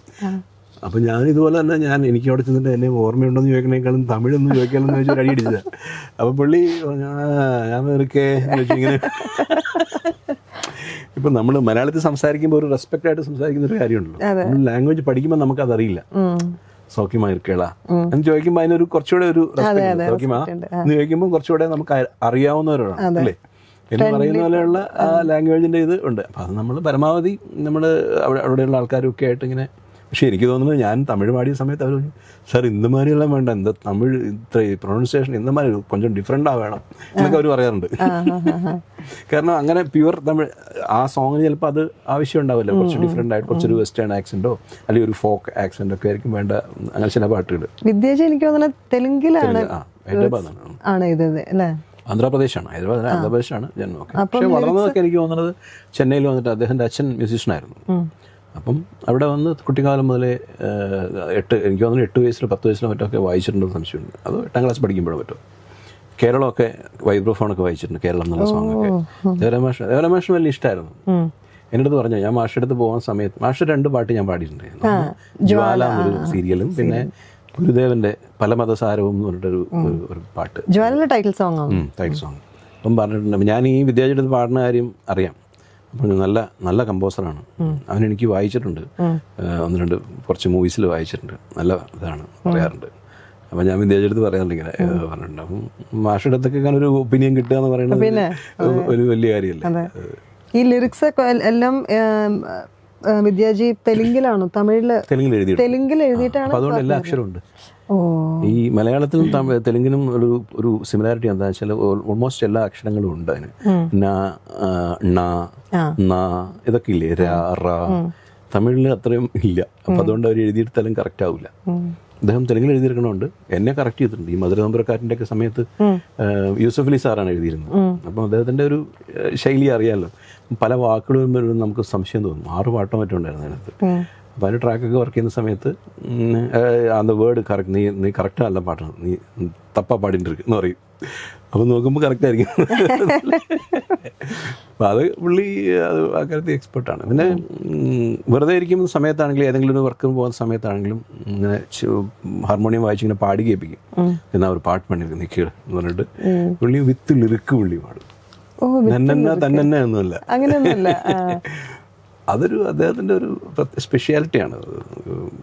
അല്ല, അതുകൊണ്ടായിരിക്കും മലയാളത്തിൽ ഏറ്റവും കൂടുതൽ ഹിറ്റ്സ്. അല്ലേ? അതെ, ലിറിക്ക് പാടും പാട്ടുകൾ. ഈ കനലുകളാടിയൊക്കെ ഇറങ്ങിയ സമയത്ത് അത് റെക്കോർഡിങ്ങിന് മുമ്പ് തന്നെ എന്നെ പാടി കേൾപ്പിച്ചിട്ടുണ്ട്, മറ്റേ മുല്ലയിലെ പാട്ടൊക്കെ. അപ്പം അത് പുള്ളി ഭയങ്കരമായിട്ട് അത് എൻജോയ് ചെയ്ത് ആ പാട്ടിന്റെ കരളയെ നിൻ കൈ പിടിച്ചാൽ അതൊക്കെ ഇങ്ങനെ ഹാർമോണിയത്തിൽ വായിച്ചു കേൾക്കാനുള്ള ഭാഗ്യം അത് വലിയ. ഈ പാട്ടുകളൊക്കെ വേറെ ആരും കേൾക്കണതിന് മുമ്പ് ഞാൻ കേട്ടിട്ടുണ്ട്. തീർച്ചയായിട്ടും അത് വലിയ സന്തോഷമുള്ള ഒരു കാര്യമാണ്. ബാക്ക്ഗ്രൗണ്ട് സ്കോറിന്റെ കാര്യത്തിൽ തന്നെ ജോണി ആന്റണി പറയാറുണ്ട്. ജോണി ആന്റണി ഞങ്ങൾ ഒരുമിച്ചാണ് ഒരു യാത്രയിൽ പരിചയപ്പെടുന്നത്, മറ്റേ CID മൂസ ചെയ്യുന്നതിന് മുമ്പ്. അപ്പോൾ എൻ്റെ അടുത്ത് പറഞ്ഞു, എങ്ങനെയാണ് വിദ്യാജി, എങ്ങനെയാണ് അങ്ങനെ പുള്ളി എങ്ങനെയാണ് എനിക്ക് ഒരു ഐഡിയ ഇല്ല. അപ്പം ഞാനൊരു ക്ലാസ് എടുത്ത് കൊടുത്തു, ഇങ്ങനെ ചെയ്യാവുള്ളൂ. പടം റിലീസ് ചെയ്ത് കഴിഞ്ഞിട്ട് എന്നെ വിളിച്ചു പുള്ളി, ദേവാ എൻ്റെ പടം കഴിഞ്ഞു കേട്ടോ, എൻ്റെ സിനിമ അല്ലാണ്ടായി മാറി. ഞാൻ പറഞ്ഞു എന്ത് പറ്റി? പുള്ളി എൻ്റെ സിനിമ പുള്ളി എവിടെയോ കൊണ്ടുവച്ചു, ബാക്ക്ഗ്രൗണ്ട് സ്കോറൊക്കെ ചെയ്ത്. അപ്പം അത്രയും പുള്ളി എക്സൈറ്റഡ് ആയിരുന്നു. വലിയ സന്തോഷമായിട്ട് തോന്നി. ഞാൻ പ്രതാപൻ പറഞ്ഞ പോലെ കാര്യങ്ങളൊക്കെ ഞാൻ ചെയ്തു. ഇപ്പോൾ വലിയ സന്തോഷമായി. ഞാൻ ഭയങ്കര പെറ്റായി. അവരൊരുമിച്ച് ഒരുപാട് പടങ്ങൾ രാജവൊക്കെ ചെയ്തു. ഇപ്പം പിന്നെ ആക്ടിങ് ഫീൽഡിലാണ് അദ്ദേഹം. എപ്പോഴെങ്കിലും തോന്നിയിട്ടുണ്ടോ കമ്പോസിങ് എനിക്ക് ചെയ്താൽ, അല്ലെങ്കിൽ അങ്ങനെ വല്ല? ഒരു പ്രൊഫഷനായിട്ട് എടുക്കാൻ എനിക്ക് താല്പര്യമൊന്നുമില്ല. ഒരു പാഷൻ എന്നുള്ള രീതിക്ക് ഒരു ഇഷ്ടം, അത്രയേ ഉള്ളൂ. കാരണം ഞാൻ ഇഷ്ടം പറയുമ്പോൾ സുരേഷ് പീറ്റേഴ്സ് ഇവരുടെയൊക്കെ കൂടെ ഞാൻ അസിസ്റ്റൻ്റായിട്ട്, കമ്പോസിങ് അസിസ്റ്റൻ്റായിട്ടൊക്കെ ഇരുന്നിട്ടുണ്ട്. വിദ്യാജിയുടെ അവിടെ കമ്പോസിങ് അസിസ്റ്റൻ്റ് ഒന്നും ആയില്ല, കാരണം അദ്ദേഹം അതിന് ആവശ്യമില്ല. അല്ലാതെ വേറെ തമിഴ് മ്യൂസിക് ഡയറക്ടേഴ്സ് ഒക്കെ ഇരുന്നിട്ടുണ്ട്. അപ്പോൾ അതുകൊണ്ട് അവരൊക്കെ എങ്ങനെ ചെയ്യുന്നു, അല്ലെങ്കിൽ ഒരു സിറ്റുവേഷൻ വരുമ്പോൾ അവരെന്താണ് ചെയ്യണത് എന്നൊക്കെ ഉള്ളത് ഞാൻ ഒരു ക്യൂരിയസ് ആയിട്ട് നമ്മൾ റീ റെക്കോർഡിങ്ങിൻ്റെ സമയത്തൊക്കെ, ഇപ്പം രാജാമണിയേട്ടൻ്റെ ഒക്കെ റീ റെക്കോർഡിങ് ഇഷ്ടംപോലെ ഞാൻ റീ റെക്കോർഡിങ് തന്നെ പാടിയിട്ടുണ്ട് പറയണം. അപ്പോൾ ഒരു സിറ്റുവേഷൻ പടം ഇട്ട് കഴിയുമ്പോഴത്തേക്കും ഉടനെ ഹാർമോണിയം വെച്ചിട്ട് കമ്പോസ് ചെയ്യണം അവർ, അല്ലേ? ഒരു പടം, ഒരു സിറ്റുവേഷൻ അവരപ്പോഴാണ് ആ സിനിമ കാണുന്നത് റീ റെക്കോർഡിങ്ങിനൊക്കെ. അപ്പോൾ അതൊക്കെ കാണുമ്പോൾ നമ്മൾ വിചാരിക്കും ഇത് എവിടെ നിന്നായി വരണേ എന്നിങ്ങനെ ആലോചിക്കാറുണ്ട്. അപ്പം അങ്ങനെ കുറേ ആൾക്കാരുടെ അടുത്ത് വർക്ക് ചെയ്യുമ്പോൾ നമുക്കും ചില ഐഡിയാസ് ഒക്കെ തോന്നും. അപ്പം അത് അങ്ങനെ ഒരു സാഹചര്യം വന്നപ്പം കുറേ പാട്ടുകൾ ഞാൻ ഇമോഷൻസ് ചെയ്തിട്ടുണ്ട്, ആൽബംസ് ചെയ്തിട്ടുണ്ട്. കുറേ പാട്ടുകൾ അങ്ങനെ ചെയ്തിട്ടുണ്ട്.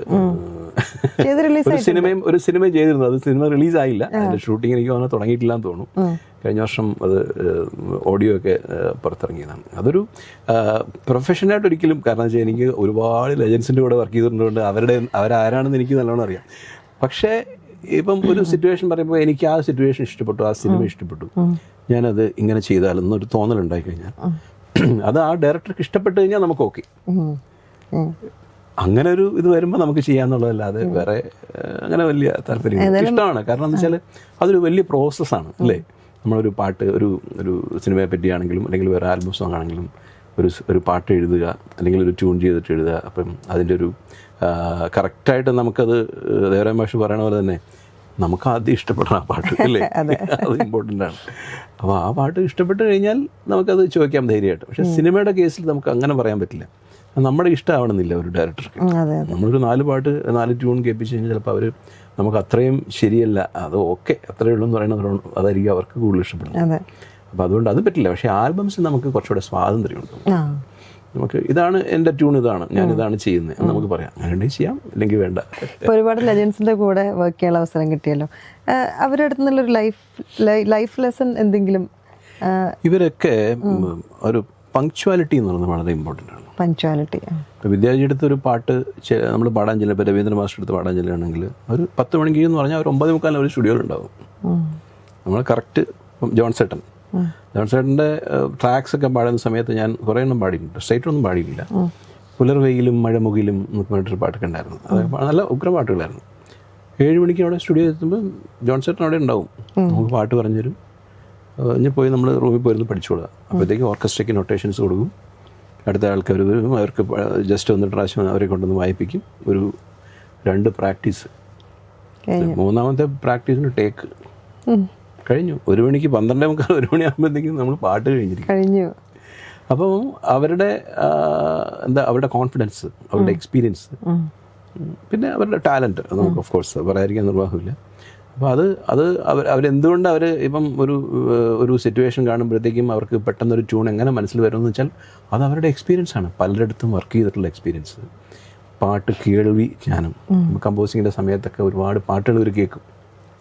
വെസ്റ്റേൺ ആണെങ്കിലും ഈസ്റ്റേൺ ആണെങ്കിലും ഫോക്ക് ആണെങ്കിലും അതിൽ നിന്നൊക്കെ ഇൻസ്പയർ ചെയ്യാൻ പറ്റും.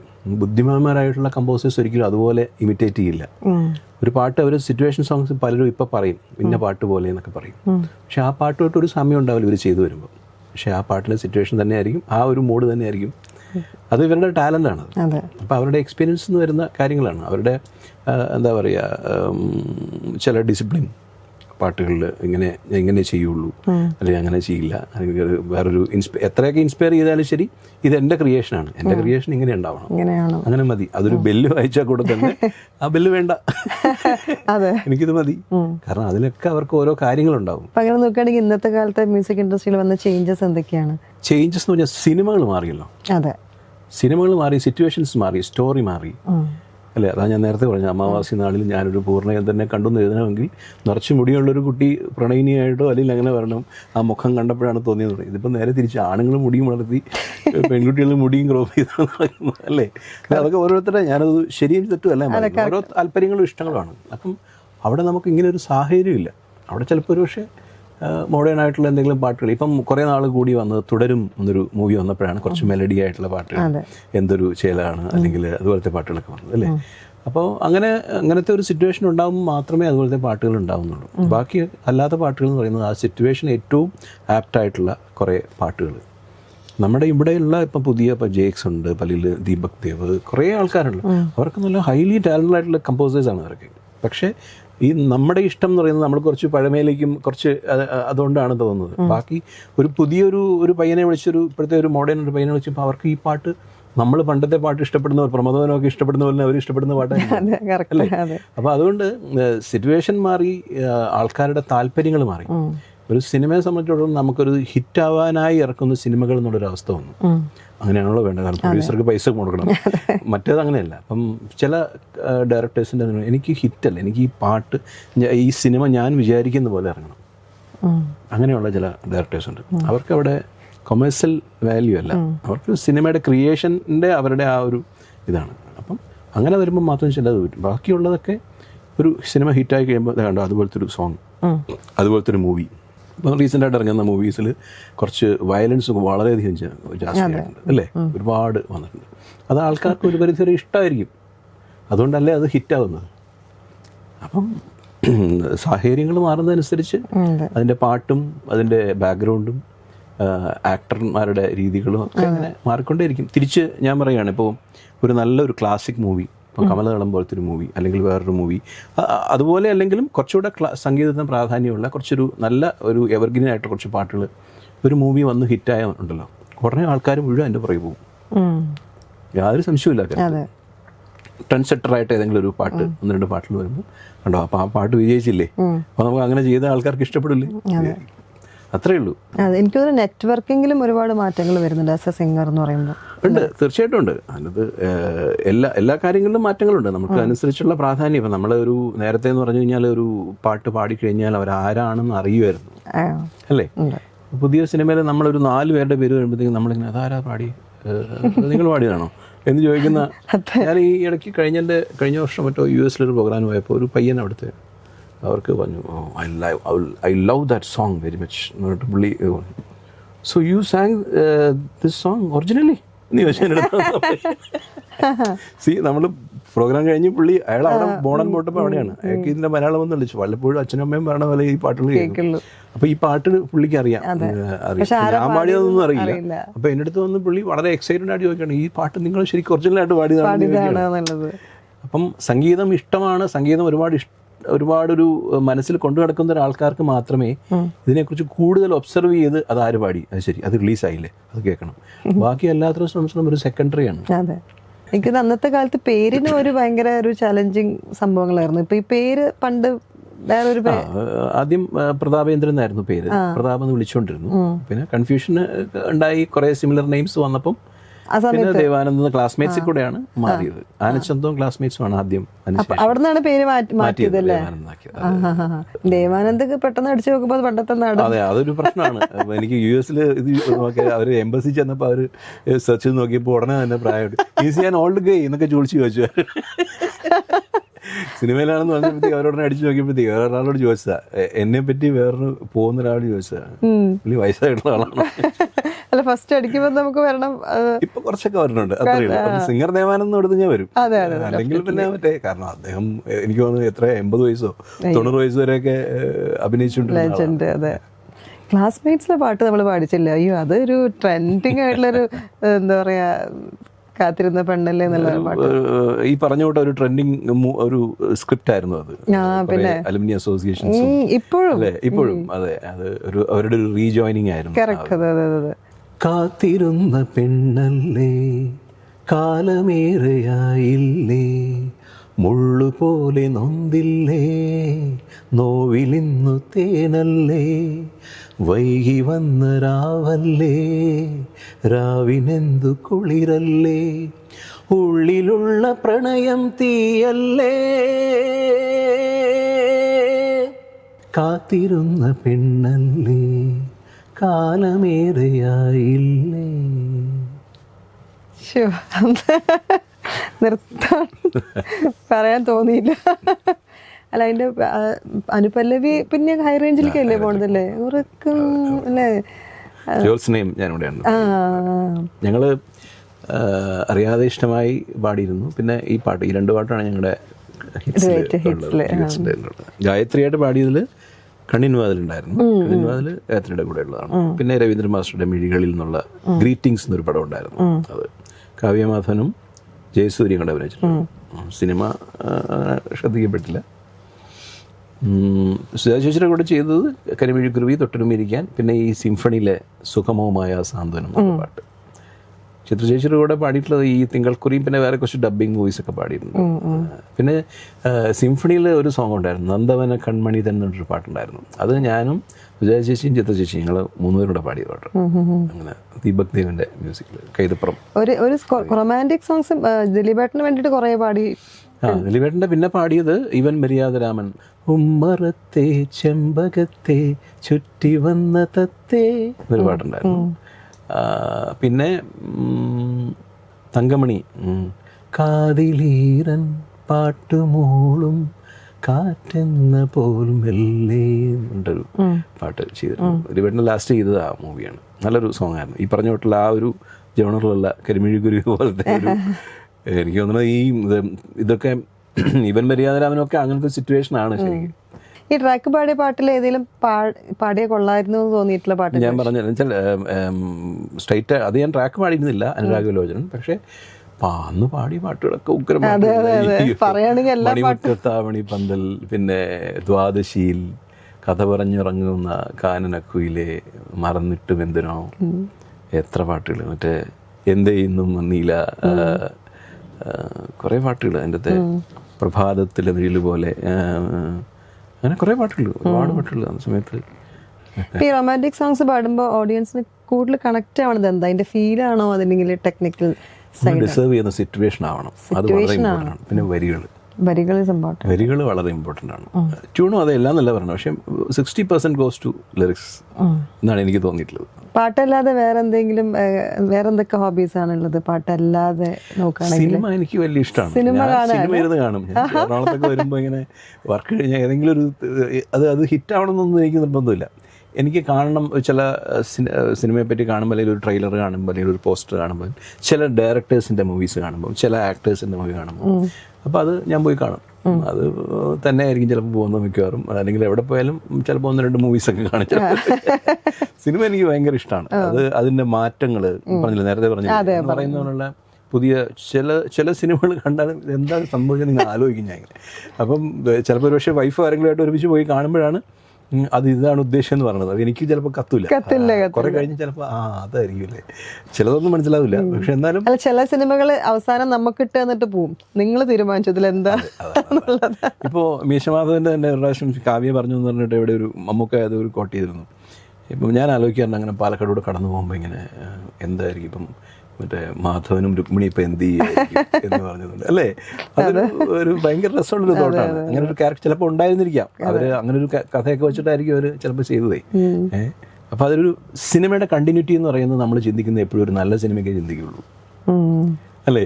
നമുക്ക് കാണാം, അയ്യോ നമുക്ക് തീർന്നിട്ട് വേണമല്ലോ പോകാന്നുള്ള രീതിയിൽ അതിൻ്റെ ഒന്നും നമ്മൾ ആലോചിക്കില്ല. പക്ഷെ ഒരു നല്ല സിനിമയുടെ എന്ന് പറയുമ്പോഴത്തേക്കും ചിലപ്പോൾ ഇത് കഴിഞ്ഞിട്ട് അവർ സന്തോഷമായിട്ട് വായിച്ചു. അത് കഴിഞ്ഞപ്പോഴത്തേക്കും പിന്നെ അടുത്ത് നേരത്തെ ഒരു വില്ലൻ വന്ന് അയാളുടെ മകൻ വരുമോ എന്നിങ്ങനെയൊക്കെ നമ്മൾ ചിന്തിക്കും. നമ്മൾ ആ ക്യാരക്ടർ തിരിച്ചു കൊണ്ടുപോകണം. അതെ, അതാണ് ഒരു സിനിമ, നല്ല സിനിമ എന്ന് പറയുമ്പോൾ നമ്മൾ അത് ഓർക്കണം. പാട്ടുകളുടെ സമയമാകുമ്പോൾ ഒന്ന് വാഷ്റൂമിൽ പോയിട്ട് വരാമെന്നോ അല്ലെങ്കിൽ വേറെ എന്തെങ്കിലും ഒരു സ്നാക്ക് മേടിച്ചിട്ട് വരാമെന്നൊന്നും ചിന്തിക്കില്ല. നല്ല പാട്ടുകളും അത് ഡിസേർവ് ചെയ്യുന്ന സിറ്റുവേഷനും നല്ല വിഷ്വൽസും ഒക്കെ വരുമ്പോൾ ആൾക്കാർ അവിടെ ഇരിക്കും. അല്ല, പാട്ട് കാണാൻ വേണ്ടിട്ട് തന്നെ നമ്മൾ തിയേറ്ററിൽ പോണ ആൾക്കാരുണ്ട്. ഇഷ്ടംപോലെ ധ്വനി എന്നുള്ള മൂവിയൊക്കെ വന്ന് എത്ര ബ്യൂട്ടിഫുൾ ആയിട്ടുള്ള സോങ്സ് ആയിരുന്നു. ഔഷാദ് ജി വന്ന് ചെയ്ത പാട്ടുകളൊക്കെ നമ്മൾ നല്ല പാട്ടുകൾ ആൾക്കാർ എൻജോയ് ചെയ്യും. അതിനുള്ളൊരു സാഹചര്യം ഉണ്ടാവണം, അതിനുള്ളൊരു സിനിമ ഉണ്ടാവണം. അത് ഇമ്പോർട്ടൻ്റ് ആണ്. അത് ഈ പറഞ്ഞോട്ട് സിറ്റുവേഷൻ മാറുന്നതനുസരിച്ച് പുതിയ തലമുറയുടെ ഇഷ്ടങ്ങൾക്കനുസരിച്ച് ഒക്കെ വരിക. പിന്നെ ഭാഗ്യം, ഇതൊക്കെ ഒരു വലിയ എലമെൻ്റാണ്. നമ്മൾ കഴിവ് അല്ലെങ്കിൽ എക്സ്പീരിയൻസ് എന്നതുപോലെ തന്നെ ഇമ്പോർട്ടൻ്റ് ആണ് ലക്ക് എന്ന് പറയുന്നത്. കറക്റ്റ്. ഇപ്പോൾ നമ്മൾ നേരത്തെ കമ്പോസിങ്ങിനെ കുറിച്ച് പറഞ്ഞല്ലോ. ഈ കേരള യൂത്ത് ഫെസ്റ്റ് കോളേജ് ലെവലിലൊക്കെ ചേട്ടൻ കമ്പോസ് ചെയ്ത പാട്ട് കേരള യൂണിവേഴ്സിറ്റിയുടെ ലൈറ്റ് മ്യൂസിക്കിനൊക്കെ കുറെ പിള്ളേർക്ക് പ്രൈസ് കിട്ടിയിട്ടുണ്ടെന്ന് ഞാൻ എവിടെയോ വായിച്ചു കേട്ടിട്ടുണ്ടായിരുന്നു. കോമ്പറ്റീഷനിൽ നേരത്തെ ഞാൻ ലൈറ്റ് മ്യൂസിക് നിറയെ പാടിയിട്ടുണ്ട്. അപ്പം അതിൽ നമ്മുടെ ഒരു എക്സ്പീരിയൻസിൽ ഓരോ പ്രാവശ്യം ജഡ്ജസ് വ്യത്യാസം വരും. തികച്ചും ലൈറ്റ് മ്യൂസിക് ആയിട്ടുള്ള ഒരു കോമ്പറ്റീഷന്, അതായത് ലൈറ്റ് മ്യൂസിക് എന്നുള്ളൊരു കോൺസെപ്റ്റിൽ പ്രൈസ് കൊടുക്കുന്നത് കുറച്ച് കുറവായിരിക്കും ചിലപ്പോൾ. അതിൽ കൂടുതലും സെമി ക്ലാസിക്കൽ ആയിട്ടുള്ള കുറച്ച് ഇതാണ്. കാരണം അത് ജഡ്ജ് ചെയ്യാൻ വരുന്നത് പലപ്പോഴും കർണാട്ടിക് മ്യൂസീഷ്യൻസ് ആയിരിക്കും പലപ്പോഴും. അങ്ങനെ വരാറുണ്ട്. ഇപ്പോൾ KPM പിള്ള സാറിനെ പോലുള്ള ആൾക്കാർ light musicians, M G Radhakrishnan sir, അവർ വരുമ്പോൾ എന്താ വെച്ചാൽ കറക്റ്റ് ലൈറ്റ് മ്യൂസിക്കിനായിരിക്കും അവർ കൊടുക്കുന്നത്. അപ്പോൾ അങ്ങനെ ഒരു എക്സ്പീരിയൻസിൽ വന്നപ്പോൾ എനിക്ക് തോന്നിയത് ഒരു ലൈറ്റ് മ്യൂസിക്കായിട്ടൊരു പാട്ട് ചെയ്യണം എന്നിങ്ങനെ എല്ലാം മനസ്സിലുണ്ട്. ചിലതൊക്കെ ട്യൂണൊക്കെ ഇടാറുണ്ട്. അപ്പോൾ എൻ്റെ അടുത്ത് ഒരു സിംഗർ, എൻ്റെ ഒരു ഫ്രണ്ടായിട്ടുള്ള ഉദയൻ എന്ന് പറഞ്ഞിട്ട് സിംഗറാണ് എൻ്റെ അടുത്ത് പറഞ്ഞൊരു പാട്ട് ഇങ്ങനെ ചെയ്യുന്നത്, എനിക്ക് കേരള യൂണിവേഴ്സിറ്റി പാടാനെന്ന് പറഞ്ഞിട്ട്. അപ്പം മിക്കത്തെ മേശാന്തി ഈ ശിവം എഴുതിയ D നാരായണൻ എന്ന് പറഞ്ഞ് അദ്ദേഹത്തോട് പറഞ്ഞിട്ട് ആവണി പൗർണമി മുഖം നോക്കുവാനെത്തും എന്ന് പറഞ്ഞിട്ടൊരു പാട്ടുണ്ടായിരുന്നു. അപ്പോൾ അത് ഞാൻ കമ്പോസ് ചെയ്ത് ഉദയനെ കൊണ്ട് പാടി, ഉദയം പറഞ്ഞു കൊടുത്തു, ഉദയൻ അത് പ്രൈസ് കിട്ടിയിരുന്നു. അതിനുശേഷം കുറേ പാട്ടുകൾ ഞാൻ കമ്പോസ് ചെയ്യുന്നത്, പല പാട്ടുകളും ഇങ്ങനെ കോമ്പറ്റീഷൻ പോയിന്റ് ഓഫ് വ്യൂവിൽ വളരെ ഹിറ്റായിരുന്നു. ഗാന്ധി യൂണിവേഴ്സിറ്റി, കേരള യൂണിവേഴ്സിറ്റി, കാസർഗോഡൊക്കെ ഇതുപോലൊരു ചാനൽ ഇൻ്റർവ്യൂവിന് പോയിരിക്കുമ്പം ഒരു കുട്ടി പാടി എനിക്ക് ഓർമ്മയുണ്ട്, ഈ ആവണി പൗർണമി എന്നുള്ളത്. അവരെങ്ങനെ പറഞ്ഞിട്ട് ഇങ്ങനെ അന്നൊന്നും പറയാറില്ല, കാരണം എന്ന് വെച്ചാൽ പറഞ്ഞു കഴിഞ്ഞാൽ രവീന്ദ്രൻ മാസ്റ്റർ ഈ പാട്ട് കേട്ടിട്ടുണ്ട്, എൻ്റെ അടുത്ത് വിളിച്ച് പറഞ്ഞോടാ ആ പാട്ട് കൊള്ളാം, നല്ല പാട്ടാടാ എന്നൊക്കെ പറഞ്ഞിട്ടുണ്ട്. അത് കഴിഞ്ഞിട്ട് പിന്നെ കമ്പോസിങ് ഒന്നും കുറെ ചെയ്തിട്ടുണ്ട്. പലരും അത് പാടാറുണ്ട്, പലരും. പക്ഷേ അന്ന് ഈ പറഞ്ഞിട്ട് പാടുന്ന സമയത്ത് നമ്മൾ കമ്പോസിങ് ചെയ്യുന്നത് പലർക്കും ഇഷ്ടമുണ്ടാവില്ല. അപ്പം നമ്മുടെ പ്രൊഫഷനെ, നമ്മുടെ വയറ്റിപ്പിഴപ്പിനെ അത് ബാധിക്കും. അപ്പോൾ അതുകൊണ്ട് അങ്ങനെയൊന്നും പറയാറില്ല, അന്നത്തെ സമയത്ത് അത് പറയാറില്ല. പിന്നെ അതല്ല പറയും, നമ്മൾ കമ്പോസ് ചെയ്യാൻ തുടങ്ങിക്കഴിഞ്ഞാൽ നമ്മുടെ പാടാനുള്ള ഇത് കുറച്ച് കുറയും എന്ന് പലരും പറയാറുണ്ട്. മാലപ്പി രംഗനാഥ് സാറൊക്കെ പറയാറുണ്ട്. അപ്പം നമ്മൾ അതിൻ്റെ അത് കൂടുതൽ കോൺസെൻട്രേറ്റ് ചെയ്യും. നമ്മൾ പാട്ടിൽ നമ്മളധികം കോൺസെൻട്രേറ്റ് ചെയ്യില്ല എന്നൊക്കെ പറയാറുണ്ട്. ഇതിപ്പോൾ അങ്ങനെയൊന്നുമില്ല, നമുക്കൊരു താല്പര്യം പോകുമ്പോൾ ചെയ്യുന്നു എന്നുള്ളതാണ്, ഇല്ലെങ്കിൽ ഇല്ലാത്രേ ഉള്ളൂ. ഇത് അങ്ങനെ ഒരു പ്രൊഫഷൻ എന്ന് പറയുന്നത് സിംഗിങ് തന്നെയാണ്. അപ്പം അങ്ങനെ ഒരു ആവശ്യം വരുമ്പം, ഇപ്പോൾ ഒരു ആൽബം ചെയ്തത് അതിൽ ഞാൻ തന്നെ ചെയ്യേണ്ട ഒരു സാഹചര്യം എൻ്റെ അടുത്ത് വന്നു, അതിനകത്ത് അഭിനയിക്കുകയും ചെയ്തു, അങ്ങനെ ഒരു ഇത് ചെയ്തിരുന്നു. അപ്പോൾ അങ്ങനെ ഒരു സിറ്റുവേഷൻ വരുമ്പോൾ നമ്മൾ ചെയ്യുന്നല്ലാതെ, ഈ ഒരു സിനിമയിൽ ഞാൻ പാടി അഭിനയിച്ചിട്ടുണ്ട്. ഒരു ശ്രീകുമാരൻ തമ്പി സാർ എഴുതി ഔസേപ്പച്ചൻ മ്യൂസിക് ചെയ്തിട്ട് ഒരു കുപ്രസിദ്ധ പയ്യൻ എന്നൊരു പടം ഉണ്ടായിരുന്നു, ടോവിനോടെ പടം. അതിൽ ഞാനൊരു പാട്ട് പാടിയിട്ടുണ്ടായിരുന്നു, ഞാനും റിമിയും കൂടെ. പ്രണയപ്പൂ വിടരുന്നത് എന്നിട്ടൊരു ഒപ്പന സോങ്ങാണ്. ഇപ്പോൾ രാത്രികളായിരുന്നു ഷൂട്ട്. 2 ദിവസം പോയി, വൈകുന്നേരം മേക്കപ്പ് ഇട്ടിരുന്ന് 6 മണി കഴിഞ്ഞ് രാവിലെ 5 മണി ആയപ്പോഴത്തേക്കും സ്റ്റേക്ക് എടുത്തു. ടോവിനൊക്കെ വന്നു, ചേട്ടാ തീപ്പെട്ടിക്കമ്പ് വേണോ നമുക്ക് ചോദിക്കും. നമ്മളിങ്ങനെ ഇരിക്കുമ്പോഴത്തേക്കും, കാരണം ഈ ജീപ്പ് ഷോട്ട്സ് വരുമ്പോഴത്തേക്കും ടോട്ടൽ സിറ്റുവേഷൻ ഇതിൽ നമ്മൾ ഉണ്ടാവണല്ലോ അവിടെ. എനിക്ക് അവിടെ നിന്ന് മാറാൻ പറ്റില്ല. ഡാൻസ് സീക്വൻസ് ഒക്കെയാണ് അതിനകത്ത് വരുന്നത്. ഒപ്പന എന്ന് പറയുമ്പോൾ അങ്ങനത്തെ ഒരു ഇതല്ലേ. പക്ഷെ അത് എനിക്ക് പാടി ഞാൻ അഭിനയിക്കാൻ പറ്റി, അങ്ങനെ ഒരു ഇതുണ്ടായി. പക്ഷേ ഒരു ടൈറ്റിലാണത് വന്നത്, സിനിമ തുടങ്ങിക്കഴിഞ്ഞ് കുറച്ച് കഴിഞ്ഞിട്ടാണ്. പക്ഷെ അങ്ങനെ ഒരു പ്രഹസനം കൂടെ ചെയ്തു.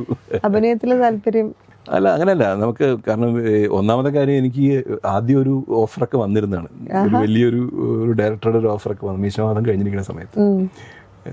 പക്ഷേ എനിക്ക് ഒട്ടും കോൺഫിഡൻസ് ഇല്ലായിരുന്നു. ഒന്നാമത് ഈ കാണാപാഠം പഠിക്കുന്നതാണ് എനിക്ക് ഭയങ്കര പാടാണ്. ഡയലോഗ്സ് പ്രത്യേകിച്ച് പ്രോംപ്റ്റിംഗ് ഒക്കെ ഉണ്ടെങ്കിൽ കൂടെ തന്നെ നമുക്ക് ആ ഒരു കറക്റ്റ്, നമ്മളെക്കാളും സീനിയർ ആയിട്ടുള്ള ഒരു ആർട്ടിസ്റ്റ് ഒന്ന് നിൽക്കുമ്പോഴേ നമ്മൾ തെറ്റിക്കുക, അല്ലെങ്കിൽ അതിനുവേണ്ടി നമ്മുടെ സമയം വേസ്റ്റ് ആക്കാന്നൊക്കെ. അന്നൊക്കെ എനിക്ക് തോന്നുന്നു കൂടുതലും ഇതാണല്ലോ ബൈഹാർട്ടായിട്ട് പഠിക്കുന്നത്. ഇപ്പൊ പിന്നെ കുറെ കൂടെ ഈസി ആയി. കാരണം വെച്ചാൽ അപ്പം തന്നെ പറഞ്ഞു കൊടുത്ത്, ഇല്ലെങ്കിൽ കട്ട് ചെയ്ത് എങ്ങനെ എടുക്കാം. ഒരു സിറ്റുവേഷൻ ഒരു ലെങ്ത് കംപ്ലീറ്റ്. ഞാൻ ഈ ഷൂട്ടിന് അവിടെ നടക്കുമ്പോൾ പോകാറുണ്ട് പലപ്പോഴൊക്കെ. അപ്പം ഞാൻ ഇവരെങ്ങനെ ഇത് പറയണമെന്ന്, ഈ മണിച്ചിത്രത്താഴക്കില്ല അതിൻ്റെ ഷൂട്ടിംഗ് ലൊക്കേഷനൊക്കെ ഞാൻ പോയിട്ടുണ്ട്. സുരേഷ് ഏട്ടനെ ഒരു ഫംഗ്ഷന് വിളിക്കാനായിട്ട് പോയിട്ടുണ്ട്. അപ്പോൾ ഇവരൊക്കെ ഇങ്ങനെ പറഞ്ഞു കേൾക്കുമ്പോൾ എനിക്ക് തല കറങ്ങും. ഈശ്വര, ഇതെങ്ങനെ ഓർത്തിരിക്കും, ഒരു 10 മിനിറ്റ് കഴിയുമ്പോഴേ ഇത് ഓർക്കണ്ടേ. അപ്പോൾ എനിക്കതെന്തോ അത് കാരണം എനിക്കൊരു ഓർക്കല് മാത്രമല്ല, സിറ്റുവേഷൻ അനുസരിച്ചിട്ടുള്ള എക്സ്പ്രഷൻസ് നാച്ചുറൽ ആവണം. ഈ ആൽബം തന്നെ ചെയ്ത് തന്നെ ചില സമയത്ത് എനിക്ക് അത് കുറച്ചുകൂടെ ഭംഗിയാവായിരുന്നു എന്ന് തോന്നുന്നുണ്ട്. ഇല്ലാന്നല്ല, കാരണം നമ്മൾ ചെയ്യുന്ന ടാലന്റും അതിൻ്റെ ഒരു ഇതും നമ്മൾ ജഡ്ജ് ചെയ്യുന്നതും 2 രീതിയാണ്. അപ്പോൾ ആ ജഡ്ജ് ചെയ്യുന്ന ആൾ കുറച്ച് കൂടിയ ആളാണെങ്കിൽ വലിയ പാടാ, കോംപ്രമൈസ്. ഇപ്പൊ ഈ പാടിയ പാട്ടിൽ വെച്ചിട്ട് ഒരു പേഴ്സണൽ ഫേവറേറ്റ്സ് അങ്ങനെ നോക്കുകയാണെങ്കിൽ ഏത് പാട്ടായിരിക്കും? എല്ലാ പാട്ടും ഞാൻ പറയാൻ പോകുന്ന മറുപടിയും പ്രത്യേകിച്ച് മീനാക്ഷിക്ക് നല്ലോണം അല്ലെങ്കിൽ നമുക്കൊരു താരാട്ട് പാട്ട് തന്നെ പറയാം. നമുക്ക് കണ്ണിൽ വാതിൽ ചാരാതെ തന്നെ പാട്ട്, അത് എൻ്റെ ഒരു ഭയങ്കര ഫേവറേറ്റ്. ഇപ്പൊ എല്ലാ അമ്മമാർക്കും കുട്ടികൾക്കും ഡെഡിക്കേറ്റ് ചെയ്യാം നമുക്ക് ആ സോങ്. ഞാൻ ഷോസിന് പോകുമ്പോൾ അങ്ങനെ പറയാറുണ്ട്. ആണല്ലേ? കണ്ണിൻ വാതിൽ ചാരാതെ കണ്ണാ നിന്നെ കണ്ടോട്ടെ, എണ്ണാതൊരു മുത്തം ഞാൻ തന്നോട്ടെ, ആരാരോ ആരാരോ ആരീരോ ആരിരാരോ, ഇടനെഞ്ചുരുകും ചൂടുപറ്റി കൈയൊരുക്കും തൊട്ടിലിന്മേൽ, കൺമണിയെ കണ്ണടയ്ക്ക് നീയുറങ്ങ്, ആരാരോ ആരാരോ ആരീരോ ആരിരാരോ. പഴയ പാട്ടുകൾ ആണ് കൂടുതൽ കേൾക്കാറ്, അതോ എല്ലാ പാട്ടുകളും? എല്ലാം കേൾക്കാറുണ്ട്. എല്ലാം കേൾക്കും. ഞാനിപ്പോൾ സിനിമ കാണാൻ പോകുന്നവരുണ്ട്, പുതിയ പാട്ടുകൾ ഓരോരുത്തർ പുതിയ സിംഗേഴ്സ് പാടിയ പാട്ടുകൾ അവരെന്താണ് ചെയ്തിരിക്കുന്നത്, പുതിയ കമ്പോസേഴ്സ് എന്താണ്, ഞാൻ അങ്ങനെ ഒബ്സർവ് ചെയ്യാറുണ്ട് കുറേ. എന്ന് വെച്ചാൽ നമുക്ക് എല്ലാത്തിനും പുതിയത് പഠിക്കാനുള്ള ഒരു ഇതുണ്ടാവില്ല.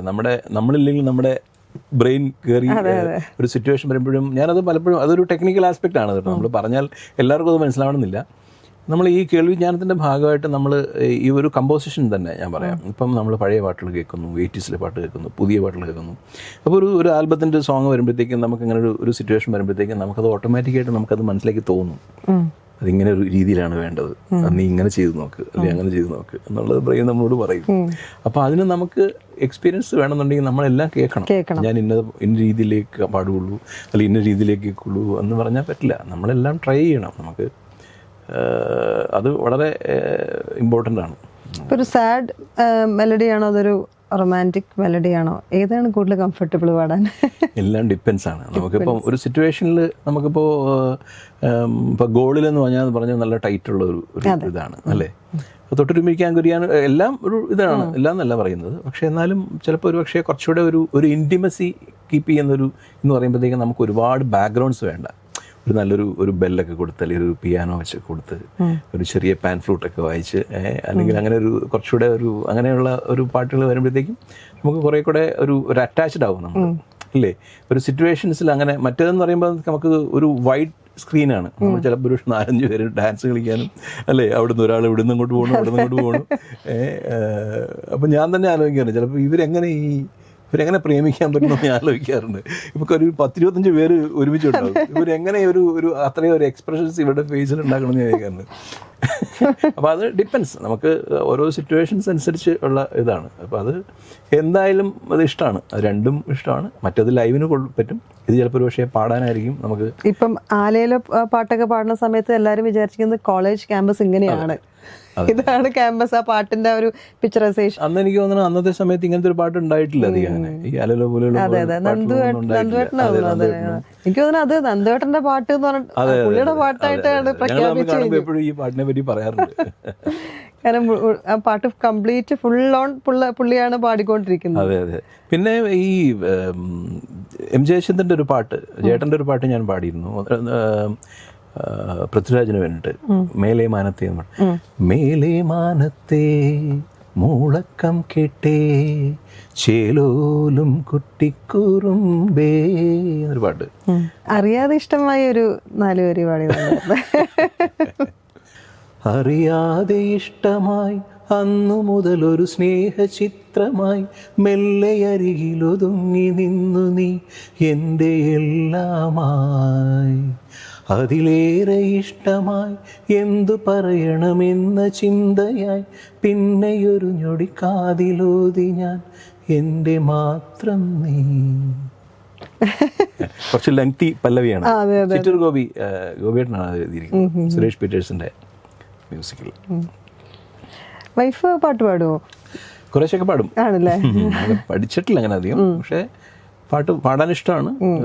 ഇങ്ങനെ കുറച്ചൊക്കെ ഞങ്ങൾ ചില പ്രോഗ്രാംസിനൊക്കെ പാടാറുണ്ട്. കുറച്ചൊക്കെ അങ്ങനെ ഒരു പ്രൊഫഷണലായിട്ടൊന്നും അങ്ങനെ പോകാൻ ആൾക്ക് താല്പര്യമൊന്നുമില്ല.